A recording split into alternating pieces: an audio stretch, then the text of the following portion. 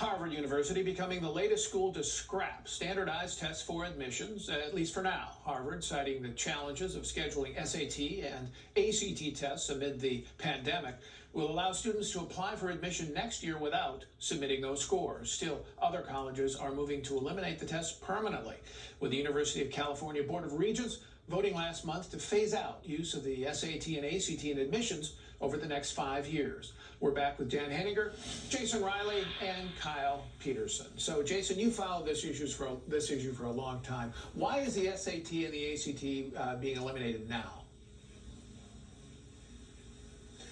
Well, it's been a long time coming. The arguments that are being used to eliminate it now go back decades. And the real problem is that these administrators want more racial balance on their campuses. And they think that the test is getting in the way of achieving that. And so it's quite sad, I think, because you have a lot of progressives here that I think have really given up on the ability of these low-income minority kids to measure up to a standard. And so their response is simply to eliminate the standard altogether. And I think that's unfortunate. Now, the California regents and the president of the system rejected a faculty report, Jason, that said, look, we want to keep these tests. So basically, this looks like it's not based on the validity of the tests as seen by the faculty, but on political pressure. That's exactly right, Paul. It is based on political pressure. The SAT has really one objective, and that is to assess the college readiness of high school students. And when you look at the track record of the SAT's ability to do that, in terms of the grades these kids will get, whether they will finish that first year of college, it has a very, very good track record of making predictions about this across racial lines and across ethnicities. So it is not the test itself that is to blame here. And the real problem here is that, we all want these low-income minorities to do better, to do as well as the Asian kids do and the white kids do generally. But those kids will have to get there from where they are, not from where we want them to be or wish they were and so forth. And as long as you have, black 12th graders reading at the level of white 8th graders, you're not going to fix that first year in college with a couple of remedial courses. All you're going to do by eliminating these tests is obscure where these students are in terms of getting them where we want them to be.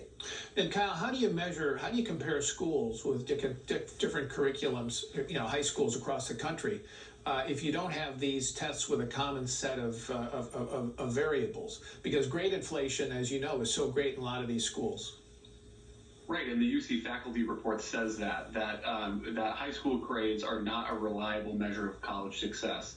And the faculty report, it's like 200 pages, says that the original intent of the SAT was to find people from underprivileged backgrounds who would succeed, and that this original intent is being realized at the UC.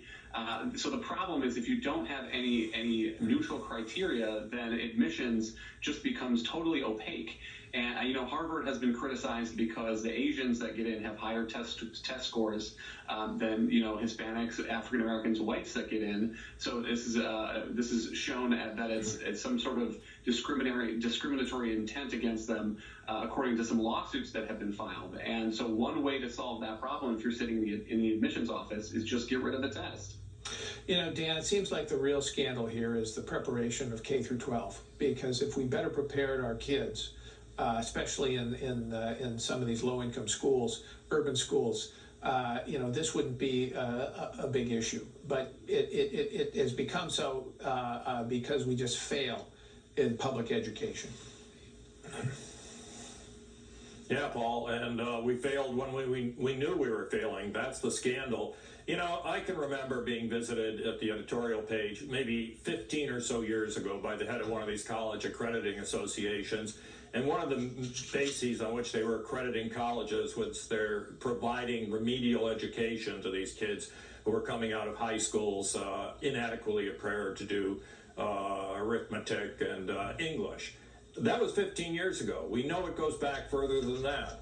And now the liberals running these universities are simply throwing up their hands and saying, we're going to get rid of the SATs as a solution. We know the problem lies inside those failing public schools. When will we do something about it? All right. Thank you, gentlemen. We have to take one more break.